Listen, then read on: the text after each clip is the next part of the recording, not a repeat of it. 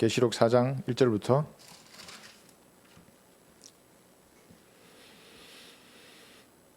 4장 1절. 이 일 후에 내가 쳐다보니 보라, 하늘에 한 문이 열려 있는데 내가 들은 첫 음성은 나팔 소리 같았으며, 잘 보십시오. 음성인데 나팔 소리 같았어요. 나팔 소리가 아닙니다. 만약 이것을 휴거 때 나팔 소리가 들린다고 말하면 안식교인이 됩니다. 교회가 환난을 통과한다고 말하게 됩니다. 왜냐하면 계시록에도 7 나팔이 불리잖아요. 그 나팔이나 휴거 때 나팔이나 같다. 자, 계시록에 나팔이 하나 둘 불리지 않느냐, 이러면서 교회도 그리스도인도 환난을 통과한다고 말하는 겁니다. 다릅니다. 휴거 때의 나팔은 음성입니다. 여러분 이름을 부르는 겁니다. 그 이름을 못 듣고 이 땅에 남은 고집장이들은 이제 대환란 때에 하나님의 진짜 나팔 소리를 듣는 겁니다. 하늘에서 끝납니다. 끝장납니다. 그러면 한번 보십시오. 계시록에 나와 있는 것들. 지구 인구의 75%가 죽는 겁니다. 여기서 뭐 잘났다 그러고 내가 은혜 복음 전하면, 야 그렇게 쉽게 구원받아? 그럼 어렵게 한번 받아보시라고. 그러면 어떻게 대환란 때 어떤 곳이 될 것인지를. 그래서 첫 음성은 나팔 소리 같았으며, 그러면 음성입니다. 그러니까 하나님의 주님께서 호령과 천사장의 음성과 하나님의 나팔 소리와 함께 오신다고 하잖아요. 이 나팔 소리가 여러분의 이름을 부르는 음성입니다. 휴거 때는. 그래서 소리 같았으며 내게 말하여 이르기를 이리 올라오라 그럽니다. 이제 여러분에게 말하는 겁니다. 그 음성이 누구 이리 올라오라 이렇게 하는 겁니다. 다 듣습니다. 구원받은 사람은. 내가 이후에 마땅히 일어나야 할 일들을 내게 보여주리라 하더라 이렇게 하면서 이제 되는데, 이 올라간다는 이 말이 이제 성경에는 3번 등장하죠. 근데 여기에 지금 이제 2번째 등장하는 것인데, 자 봅시다. 하늘에 한 문이 이제 열리는데 계시록에만 2번 열립니다. 한 군데는 이제 잠언인데, 계시록 4장에 누군가가 올라갈 때 열리고, 계시록 19장에 올라갔던 교회가 다시 내려올 때, 하나님의 군대입니다. 그때는 33살의 몸이기 때문에, 예수님과 똑같은 완전한 몸이기 때문에 군대로 내려옵니다. 복수의 칼을 가신 예수님과 함께 내려오는 겁니다. 19장에 이제, 그러니까 올라갔다가 19장에서 이렇게 내려오는 겁니다. 2번 열립니다. 계시록에서는. 자, 데살로니가전서 4장 15절에 보시면,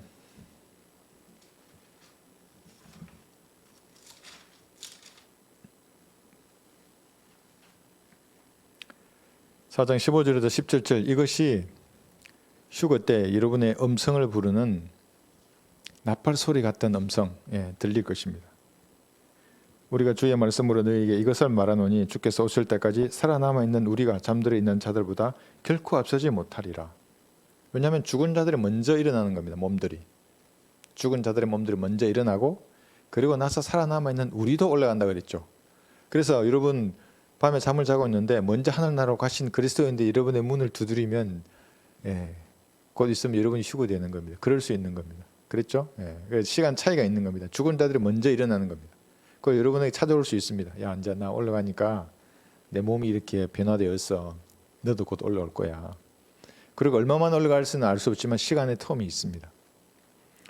주께서 호령과 천사장의 음성과 미카엘이죠, 천사장, 하나님의 나팔 소리와 함께 하늘로부터 친히 내려오시리니 그러면 그리스도 안에서 죽은 자들이 먼저 일어나고, 이렇게 말합니다. 여기서 그 음성이 여러분의 이름을 부르는 음성입니다. 나팔 소리가 아니라. 그래서 이름을 듣지 못한 사람은 이 땅에 남는 것입니다. 자, 그래서 안식교인뿐만 아니라 교회가 환난을 통과한다고 주장하는 사람들은 이 휴거 때의 나팔 소리와 계시록의 나팔 소리를 같다고 이렇게 얘기하는 겁니다. 그렇게 되면 어떻게 되냐면 그 사람은 야곱의 고난의 때라고 하는 대환란의 의미를 전혀 공부하지 않은 사람이 되는 겁니다. 구약에 보면 야곱의 고난의 때라고 대환란에 대해서 나와 있는 겁니다. 유대인의 고난받을 때이고 전무후무합니다. 구원을 잃어버리는 때입니다. 그럼 교회 시대는 구원을 잃어버리지 않다가 환란이 되면 잃어버리는 겁니다. 그러니까 교회가 환란을 통과할 수 없습니다. 사실. 왜냐하면 교리가 바뀌어버리기 때문에. 그러니까 오늘 만약에 휴거가 일어나지 않고 교회가 환난을 통과한다 그러면 보십시오. 이렇게 살고 있다 어느 날 내 구원을 잃어버리는 교리가 바꿔버리는 겁니다. 그 사람들 말에 맞다 그러면. 그럴 수 없죠. 그래서 자신의 신분은 다 데리고 올라갑니다. 이 땅에 은혜의 복음을 거부한 사람, 남게 됩니다. 그래서 나팔소리가 서로 다르다는 것을 우리가 여기서 알 수가 있습니다. 이리 올라가 3번 있다 그랬죠. 잠언 25장 7절 보고 있습니다. 3번 있다고 하는 말의 의미를 우리가 살펴봐야 하는 겁니다. 이게 잠언 25장 7절, 그 다음에 계시록 4장 1절, 계시록 11장 12절 이렇게 3번 있습니다. 그러니까 지금 3번 있다고 하는 이유들을 이제 살펴볼 것인데, 이게 첫 열매들이 3번에 걸쳐서 추수가 되는 겁니다. 뭐 추수권 신천지 많이 하죠. 그래서 3번 있는 겁니다. 자, 잠언 25장 7절 여기 보시면은 이는 내가 이리 올라오라는 말을 듣는 것이 내 눈이 본 통치자의 면지 내에서 더 낮추어지는 것보다 나음이라 그럽니다. 이리 올라오라. 내 눈이 그러죠. 그래서 이것이 구약 성도들이 아브라함의 품에 있을 때 예수님이 부활하여서 셋째 하늘로 올라가실 때 같이 올라간 겁니다. 일부 혼들하고 많은 사람의 몸들은 부활했어요. 그리고 예루살렘에 들어갔어요. 보였어요. 야, 나 부활했다. 엘리야도 있었고 모세도 있었습니다. 나 부활했다. 사람들이 본 거죠. 오, 구약의 선지자들이 본 겁니다. 얼마나 많이 놀랬을까요? 여호수아가 막 피 묻은 칼을 들고 있었다 그러면 얼마나 놀랬을까요?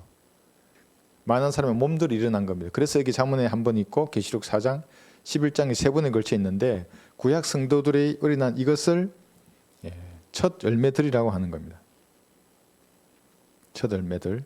그 다음에 신약의 성도들이 추수이고 마지막에 이삭 죽기, 환난 성도의 휴거입니다. 3번에 걸쳐서 일어난 이것을 첫 번째 부활이라고 우리가 배웠습니다.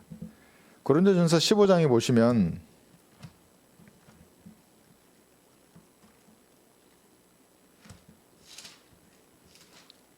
지금까지 많이 다뤘지만 르크마 목사님의 주석서가 근거가 되는 구절을 우리가 보는 겁니다.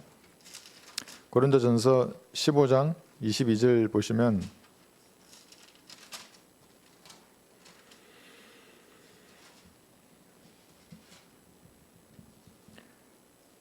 이는 아담 안에서 모든 사람이 죽은 것 같이 그리스도 안에서 모든 사람을 살게 하려 함이라.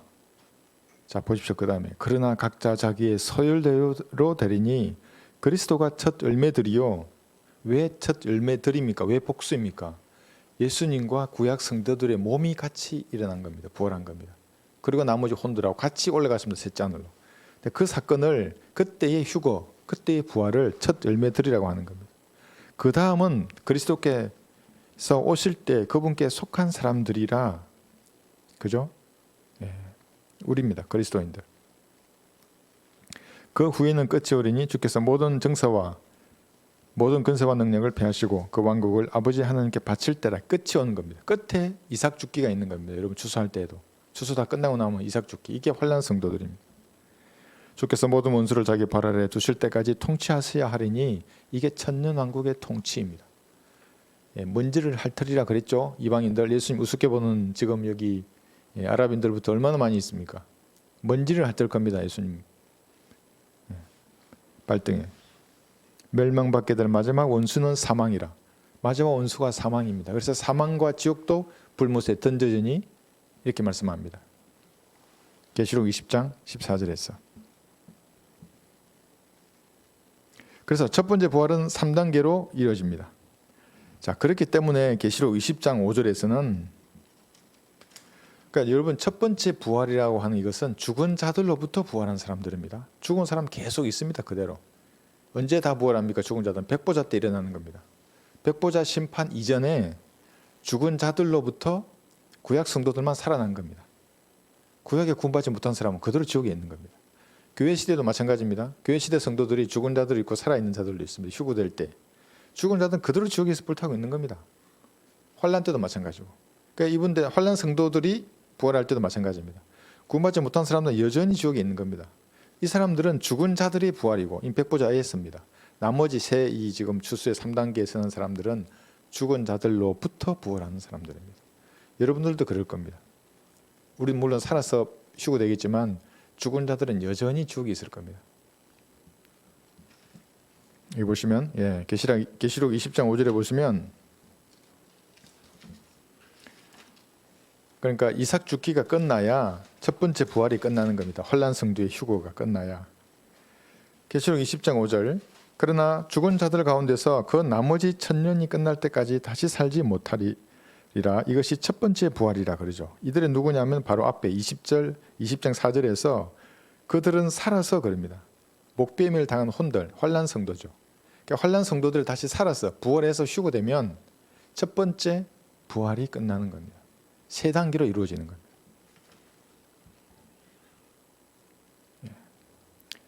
아마 우리 성도님들은 다 이해를 하실 테고 이제 지금까지 다 한 번씩 했던 것이기 때문에 뭐 장로교인이나 지금 오늘 들어오시는 혹시 뭐 계신지는 모르겠지만 전혀 뭐 좀 다르죠. 이해할 수 없는 질긴 고기일 것입니다. 신명기 16장 16절에 보셔도 세 가지 절기가 나옵니다.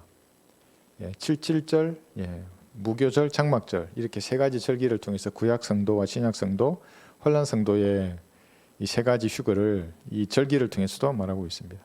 요한은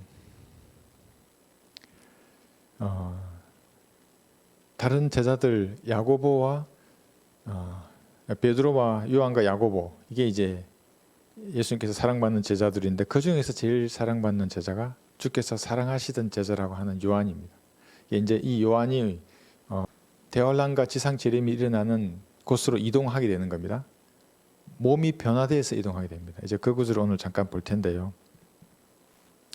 지금 세 가지 단계로 나누어서 이렇게 제가 한다고 첫 번째 부활이 이루어진다고 말씀을 했는데 신천지에서 말하는 계시록 강해를 제가 잠깐 봤는데 또 누가 홍보로 보내더라고요. 그래 보니까 3개월 만에 신천지의 계시록 강해가 1천만 뷰를 달했대요. 1천만 뷰. 우리는 한 200이나 300개 되나요? 1천만 뷰가 3개월 만에 도달했다면서요. 그래 도대체 뭔가 하고 제가 봤어요. 보니까 이렇게 나왔어요. 비유입니다. 전부. 비유한 씨밭, 비유한 그릇 저울 지팡이, 비유 불향로, 비유 빛등대, 비유 보물, 비유 우상풀이 뭐 전부 비유입니다. 비유풀이. 비유란 뭡니까? 이게 알렉산드리아 이단들입니다. 전부. 말씀을 문자와 문자로 그대로 문자적인 해석을 하지 않고 그 문자가 의미하는 바를 신천지식으로 풀이하는 겁니다. 이 뜻은 이렇다라고 말하는 겁니다. 로마 가톨릭이 그렇게 합니다. 알렉산드리 이단들이 그렇게 하고 성경에 나오는 이 칼은 진짜 칼이 아니고 뭐 이러면서 이 전쟁은 진짜 전쟁이 아니고 뭐 이러면서 그러니까 성경이 비유라고 말할 때는 비유로 풀면 되는데 비유가 아닌 것들이 있습니다. 그럼 그거는 문자적으로 풀어야 되는 겁니다. 전부 여기 보면 비유한 씨발, 비유한 그릇, 뭐 저울, 지팡이 전부 비유입니다. 이게 1억 뭐 아니 1000만 뷰. 그러니까 잘못된 나누지도 못합니다. 그러니까 이게 요한이 이렇게 와서 계시록 4장부터 19장까지는 대환란입니다. 19장은 재림이고. 그럼 요한은 그 교회 시대를 본 게 아니고 대환란과 지상 재림을 본 겁니다.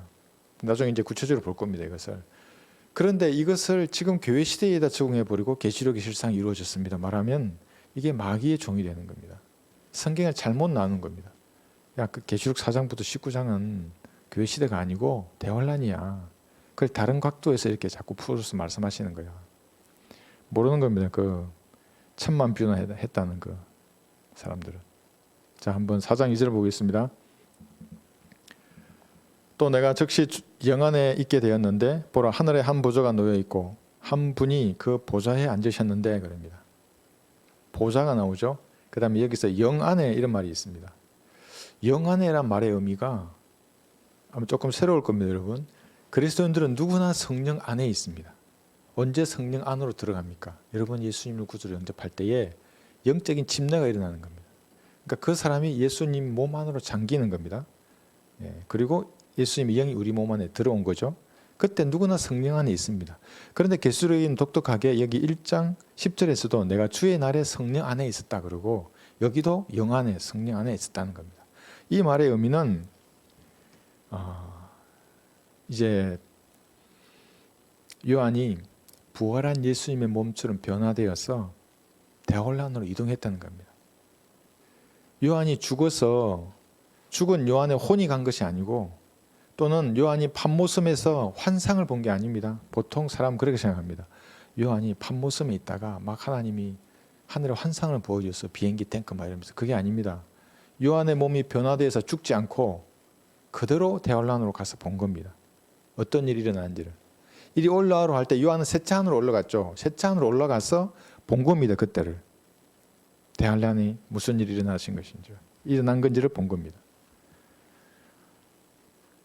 자, 이것을 이해하려면은 아니 뭐 요한이 예수님의 몸같이 변화되었다고? 그래서 요한을 교회의 예표로 보는 겁니다. 교회가 우리가 휴거될 때도 몸이 변화되지 않습니까? 사도 요한도 죽지 않고 몸이 변화되어서 본 겁니다. 셋째 하늘로 올라가서 대환란과 지상 재림을 본 겁니다. 이것을 이해하려면 이걸 조금 보시면 됩니다. 아담이 자기 신부인 아내를 얻기 위해서 죽었지 않습니까? 갈비뼈를 내어줬습니다. 그래서 아내는 뼈 중에 뼈요 살 중에 살이라고 이렇게 말을 했습니다. 예수님도 마찬가지입니다. 죽으심으로 피를 흘리심으로 신부인 교회를 얻게 되었습니다. 그래서 우리를 그리스도의 몸, 살, 뼈, 지체라고 말합니다. 그게 비슷하죠, 그죠? 남편과 아내의 관계로 보는 겁니다. 에베소서 5장 30절에 보시면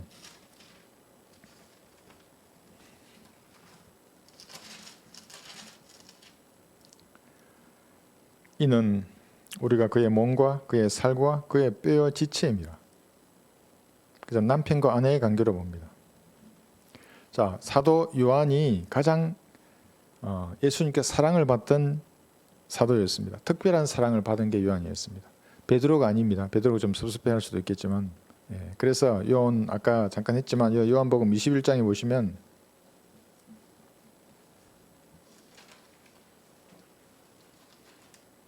요한복음 21장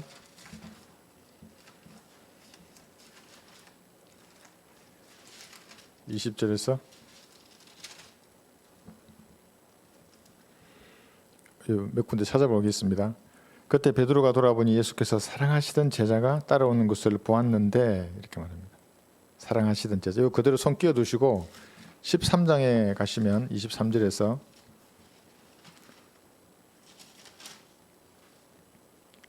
그때 주의 제자 가운데 한 사람 곧 예수께서 사랑하시던 자가 예수의 품에 기대어 있더라. 이때 예수의 품에 있던 이때 예수님의 심장 소리를 들은 겁니다. 교회가 태동했던 그곳입니다. 그 심장이 터짐으로 피를 다 흘리심으로 교회가 나왔던 겁니다. 지금 요한은 그 소리를 들은 겁니다. 그러자 그가 예수의 가슴에 의지한 채 주께 말씀드리기를 주여 그가 누구니까 라고 하니 이게 25절에서 그렇게 얘기했죠. 다시 여기 요한복음 21장으로 가시면 22절에서 예수께서 그에게 말씀하시기를 내가 올 때까지 그를 머물게 하고자 한들 그것이 너와 무슨 상관이냐 너는 나를 따라오라 하시더라. 머물게 하고자 했습니다. 예수님이 재림하시는 것을 보여주는 겁니다. 그때까지 요한을 살려두는 겁니다. 그때까지 살려둔다는 말의 의미가 뭐냐면 이 계시록을 쓸 때 4장 1절에 이리 올라가라 할 때 요한을 셋째 하늘로 올라가서 이걸 보게 한 겁니다. 죽지 않고 변화된 몸으로 요한은 올라간 겁니다. 셋째 하늘에까지. 판모섬에서 환상을 본 것이 아닙니다. 그래서 몸이 변화되어서 대환란과 재림하시는 그때로 이동해서 머물렀습니다. 여기 머물고자 한들 그랬죠. 요한이 과거를 본 겁니다. 교회 시대, 현재 대환란과 지상 재림, 미래는 천년왕국과 영원 세대를 보고 기록을 한 것입니다. 요한은 죽기 전에 예수님의 재림을 보았던 것입니다. 그래서 성령 안에 이 말이 특별한 이동을 말하는 겁니다. 주의 날로 이동해서 본 것입니다. 그래서 어떤 사람들은 여기 봐봐, 여기 요한복음 21장 22절에 보니까 요한이 죽기 전에 예수님 온다고 하지 않았어 이렇게 말하는 겁니다. 그러면서 오순절에 성령님이 강림한 것을 예수님의 재림으로 말하는 사람도 있습니다. 그러니까 이게 성경을 모르는 사람이죠. 사실은 요한이 변화되어서 그때로 가서 본 겁니다. 그래서 자 4장 3절 보시면 앉으신 분의 용모가 백옥과 홍복수 같으며 그 보좌를 두른 무지개는 에메랄드 같이 보이더라. 4절 또 그 보좌 위에는 24 자석이 있는데 내가 본 그 자석들에는 흰옷을 입은 24 장로가 앉아있고 그들은 금으로 만든 면류관을 머리에 썼더라. 그럽니다. 여기 보좌가 자꾸 나옵니다.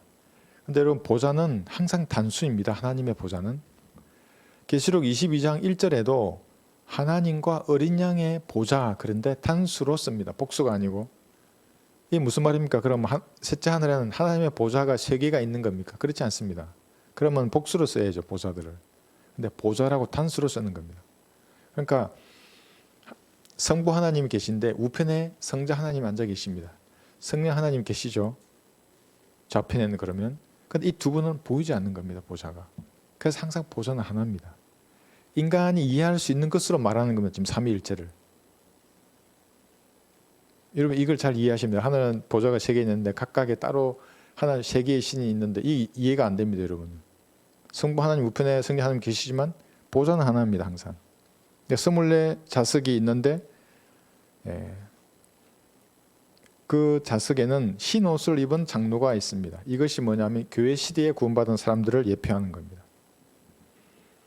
그런데 이 교회 시대에 구원받은 사람들 그럼 누구냐? 그건 알 수 없습니다. 신분은 확인이 불가능합니다. 그렇지만 흰 옷을 입었다고 말할 때 이것이 교회 시대의 성도들을 대표한다고 말할 수 있습니다. 그리고 금면류관, 이것은 성도들의 의입니다. 여기 계시록 19장 보시면 7절 8절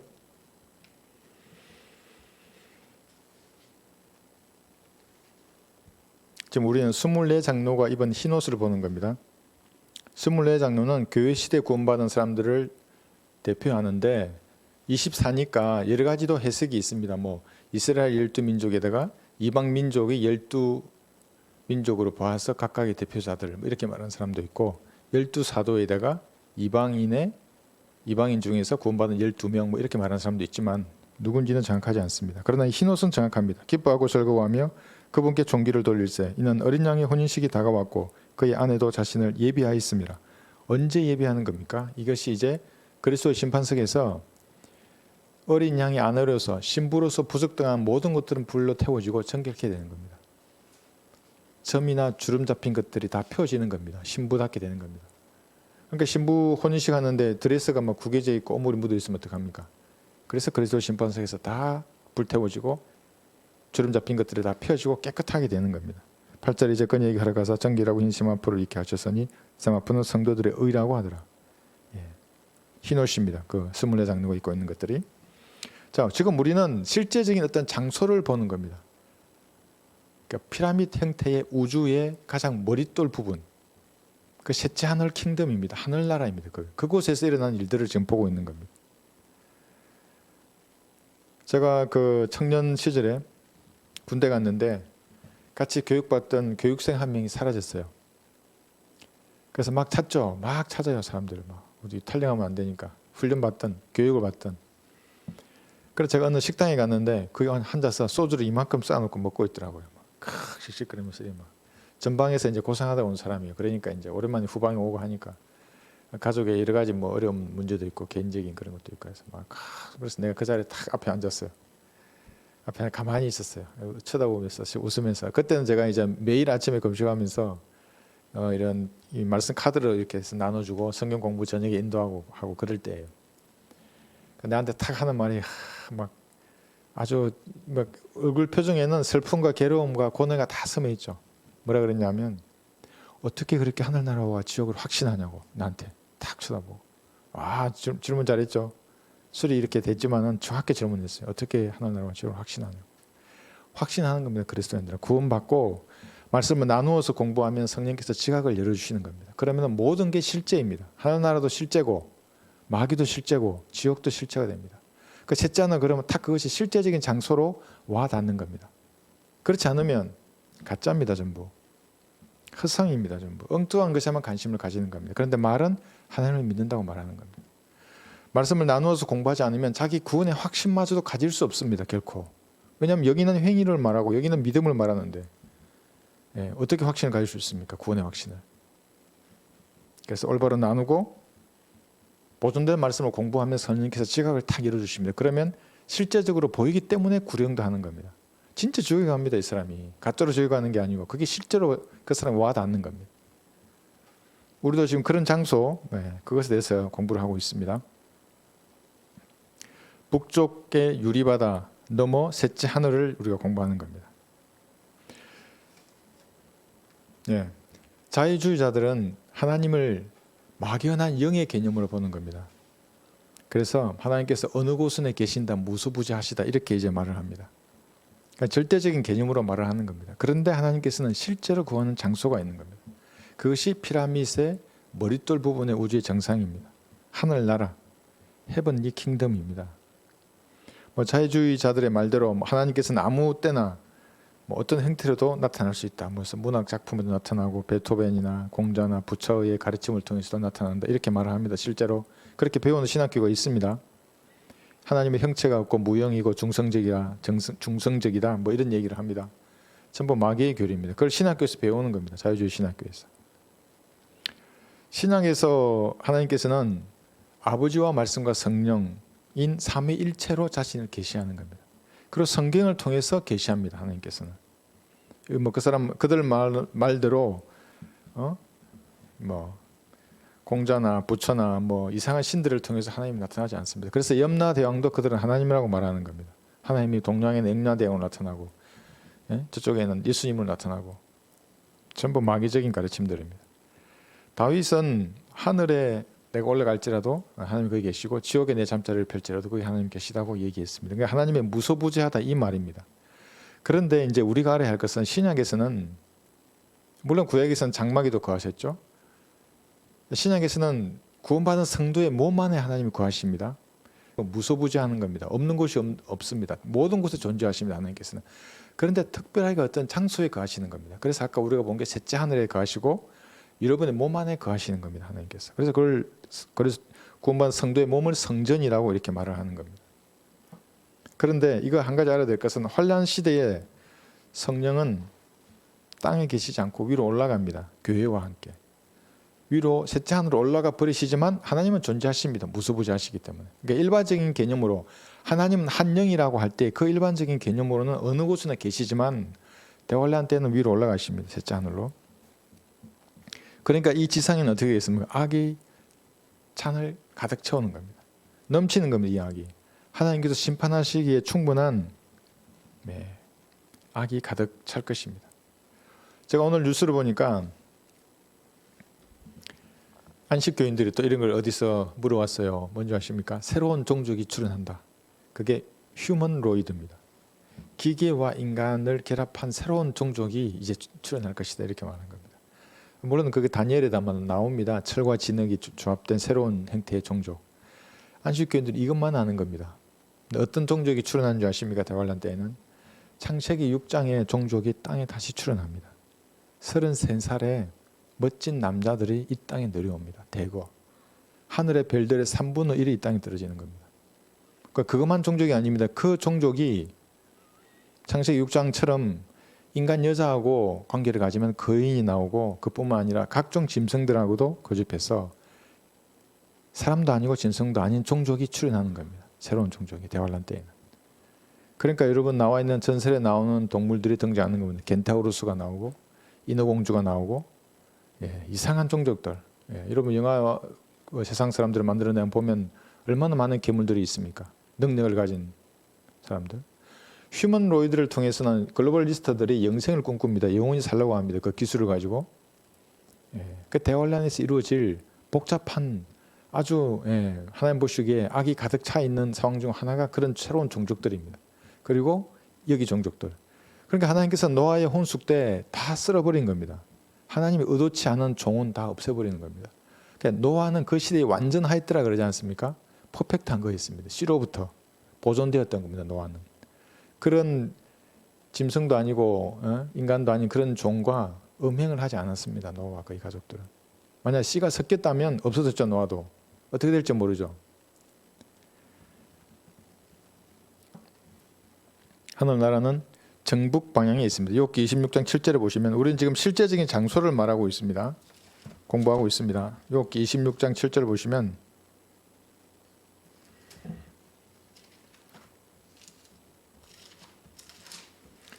해결 조금 찾아보겠습니다. 북쪽입니다. 욥기 26장 7절.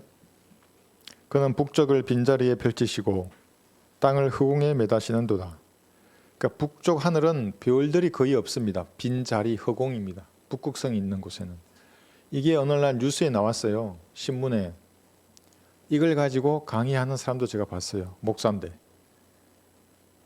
막 대단한 거 발견한 것처럼. 여기 성경에 기록되어 있는데. 그래서 별이 거의 없는 곳입니다. 북쪽 하늘은. 북극성이 있는 그 방향에는. 그 방향으로 직진해서 계속 가면 우주의 정상이 있는 겁니다. 피라미드 형태의 머릿돌이 그곳에 있습니다. 셋째 하늘이고 우리가 그곳으로 올라갈 겁니다. 지금 만약에 우리 애가 육신의 장막을 벗으면 북쪽으로 그 길로 따라 올라가는 겁니다. 휴거 때도 그 길을 따라 올라갈 것이고 재림 때에도 그 길을 따라 내려올 것입니다. 이게 북쪽입니다. 여기 37장 9절 보시면 9절 10절 남쪽에서는 회오리 바람이 불어오고 자 북쪽에서는 찬바람이 불어오리라.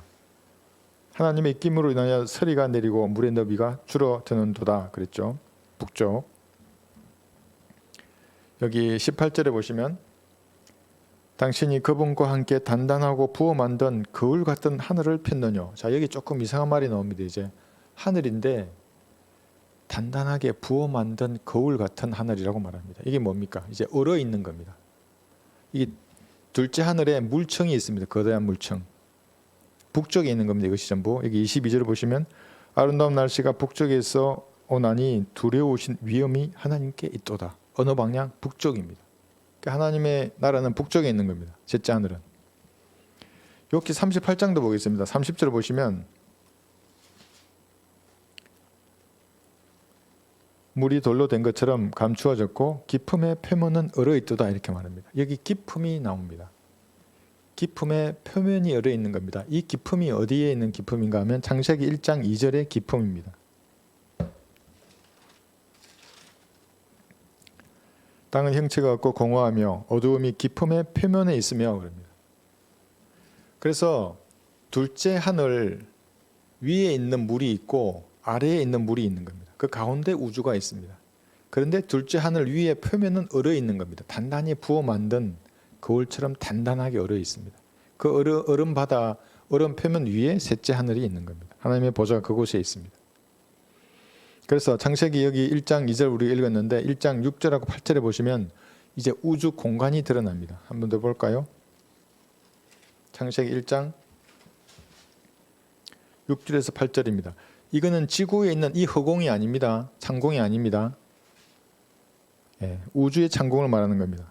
하나님께서 말씀하시기를 물들 가운데 창공이 있으라.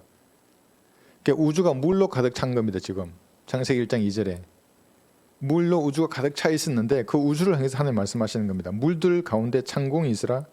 창공으로 물들에서 물들을 나누게 하라 하시니 그래서 우주의 물이 반반씩 이렇게 나누어진 겁니다. 창공 위의 물과 창공 아래의 물. 그럼 여기 가운데는 둘째 하늘 우주입니다. 여기에 성당과 성운들, 별들이 지금 가득 들어가 있는 겁니다. 이 우주가. 그래서 이 둘째 날에는 하나님께서 좋았더라가 없습니다. 첫째 날부터 다른 날에는 내가 보시기에 좋았더라 그랬는데 둘째 날에는 없습니다. 이 우주의 허공, 캄캄한 이 우주 속에는 흑암의 세력들이 있기 때문에 마귀의 존재를 보시고 하나님께서는 좋았더라를 하지 않습니다. 자, 시편 148편도 보겠습니다.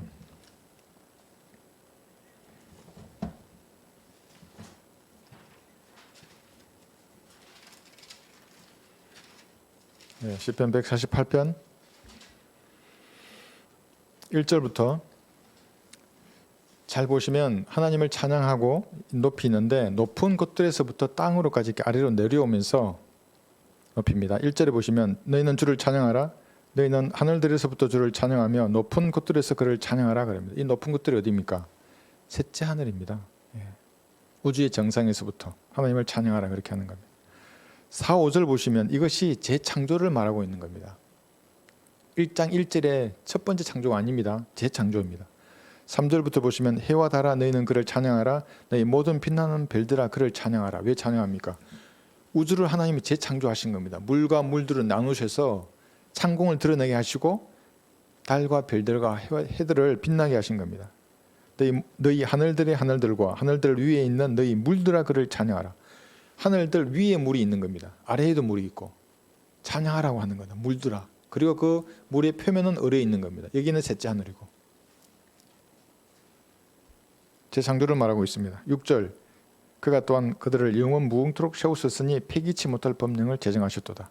이렇게 물들을 창공 아래의 물, 우주 제일 밑바닥의 물, 그 다음에 둘째 하늘 끝에 우주 정상에 있는 물, 이렇게 해서 법령을 만드셨는데, 이 바다는 언제 없어지는가? 계시록 21장에서 새 하늘과 새 땅이 만들어질 때 바다도 더 이상 있지 아니하더라 하시면서 바다를 그때 없애시는 겁니다. 그러면 그 우주는 어떤 우주입니까? 창세기 1장 1절의 우주입니다. 창세기 22장 새 하늘과 새 땅이. 그래서 이렇게 우주이 도는 겁니다. 이렇게 다시 창세기 1장 1절의 우주로 돌아가는 겁니다. 새 하늘과 새 땅. 그곳을 성강과 성운을 만들어 돌아다닐 수 있는 존재가 누구입니까? 여러분들입니다. 그래서 그리스도인들의 자유함을 말할 때 잘 모릅니다. 사람들은 여기 뭐 그냥 내가 죄지어도 지옥에 안 가지, 와 자유해, 그 얼마나 정말 분량이 이거밖에 안 되는 겁니까? 그리스도인들의 자유함이란 영원 시대에 가면 새하늘과 새 땅에서 마음 놓고 다닐 수 있습니다. 죽지 않는 영원한 33살의 몸으로 성강과 성운을, 별들과 별들 사이를. 그러니까 스타워즈라고 하는 여기서 어디 조금 영감을 얻어가지고 뭐죠? 이렇게 들어가면 어디 탁 사라져가지고 여기 이쪽 별에서 탁 나오고, 그 어디서 나온 겁니까? 이게 성경에서 나온 겁니다. 그래서 오늘은 오리온에 있다가 내일은 플레아데스 성단으로 가고 모레는 또 다른 성단으로 가는 겁니다. 무슨 우주가 얼마나 가운데 한번 보십시오. 다음에 우리 은하도 아직도 벗어나지 못한 겁니다. 우리는 그렇게 있습니다. 그래서 하늘 위에 있는 여기 물이라는 것이 구름이나 안개가 아닙니다. 거대한 기품을 말하는 겁니다. 스코필드 주석은 이걸 모르고 이걸 그냥 우리 지구에 있는 수증기나 안개를 하늘들 위에 있는 물이라고 하는 겁니다. 잘못됐죠? 스코필드 주석도. 거대한 기품, 물입니다. 자, 이사야 57장 보시면, 이사야 57장 15절. 영혼에 거하시는 높고 우뚝 솟은 분, 그의 이름이 거룩이신 분이 이같이 말하노라. 나는 높고 거룩한 곳에 거하며, 이곳이 어디입니까? 이 셋째 하늘 여기를 말하는 겁니다. 우주의 피라미드 형태의 제일 위에 그곳.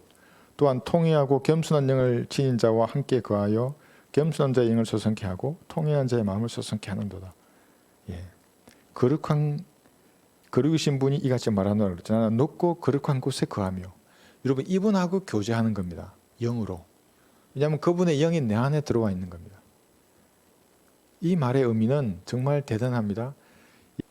여러분이 구원받을 때에 성령이라고 하면 홀리 고스트 그럽니다. 홀리 고스트, 고스트의 말의 의미는 죽은 사람의 모습입니다. 그 영이라고 하는 겁니다. 그럼 성령은 누구의 모습입니까? 예수님의 모습입니다. 그래서 성령이라고 했을 때 이 영은 뭐 수증기도 아니고 안개도 아닙니다. 예수님과 똑같은 모습을 한 영입니다. 그분이 여러분에 들어가 있는 겁니다. 그래서 제가 어제 이걸 또 묵상하면서 너무나 소스라치게 놀랐어요. 거룩 놓고 영원한 곳에 거하시는 거룩이신 분이, 예수님이 형상을 가지고 계세요. 성령의 형상으로 내 안에 들어와 계시는 거예요. 그러니까 나하고 같이 생각하고, 제가 화날 때도 다 보고 있는 겁니다. 내가 남을 미워하면 그걸 보고 있는 겁니다. 예수님께서 내 안에서. 그래서 내 자신을 심판하고 판단할 때 그러한 자세로 판단해야 합니다. 예수님 보시기 부적당한 게 뭐가 있지? 내가 성경을 공부해서 아는 지식에 따라서 그대로 자백하고 버리는 겁니다. 그분하고 교제하는 겁니다. 자,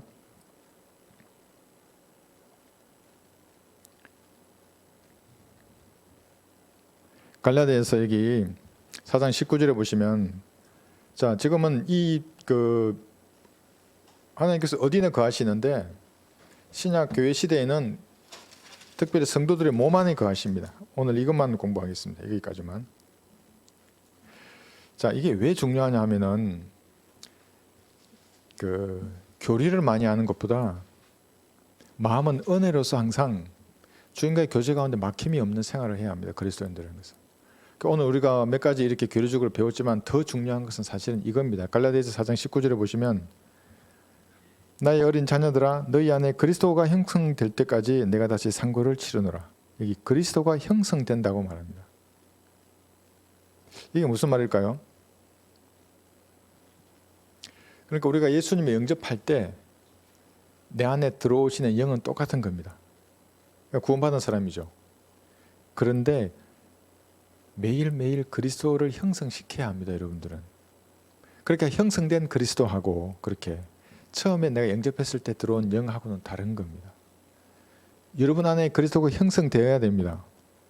그렇지 않으면 여러분 가만히 보십시오. 옛 성품은 그대로 남아있는 겁니다. 그 옛 성품이 여러분들이 어디로 데려가냐 하면 무덤으로 데려갑니다. 장례식장으로 안내하는 것은 여러분의 옛 성품입니다.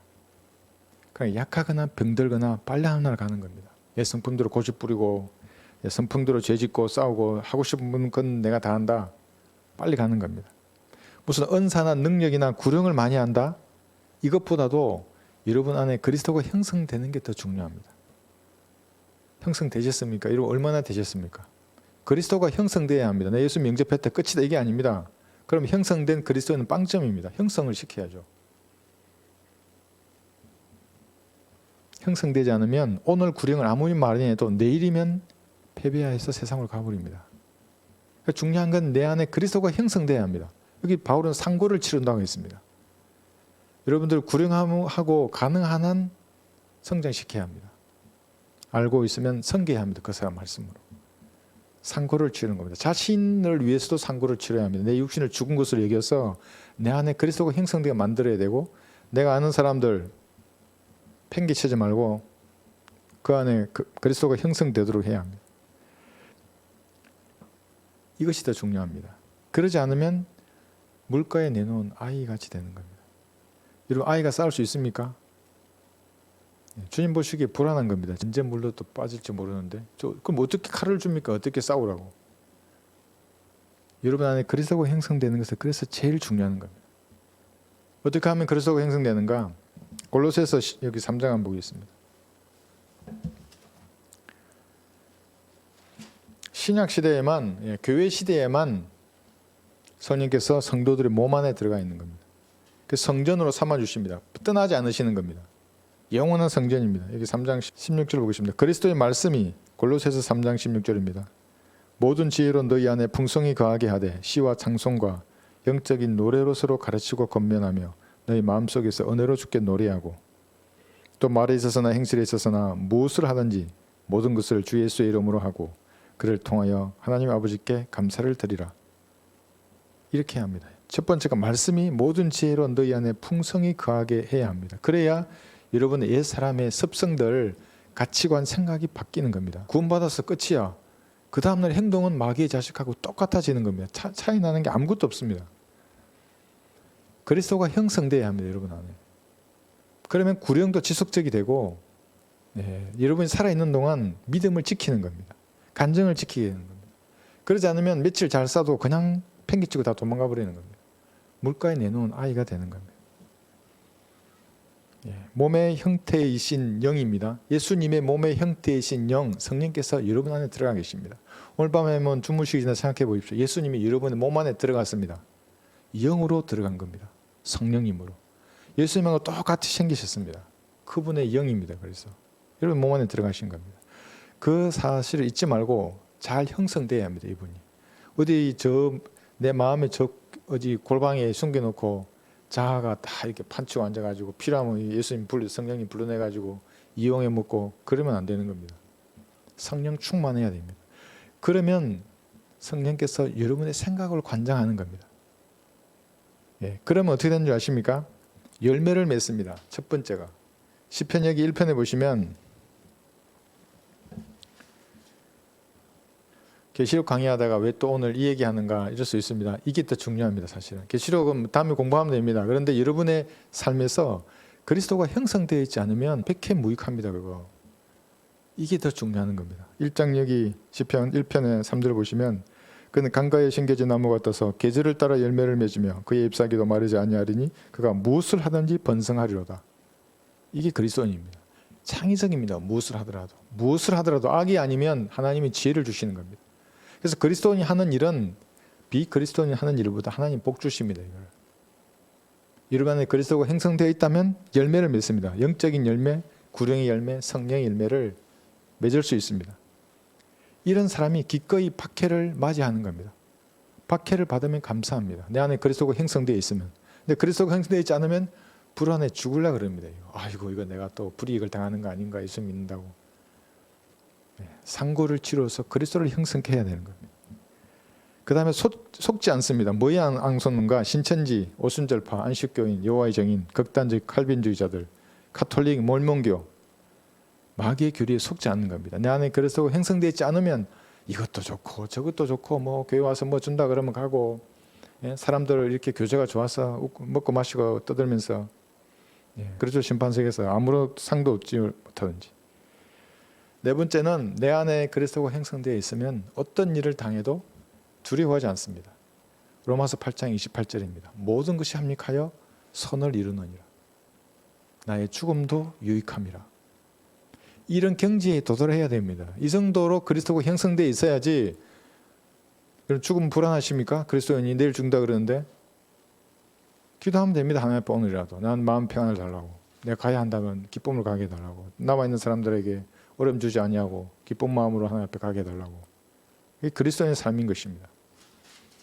로마서 8장 28절이 그의 모토가 됩니다.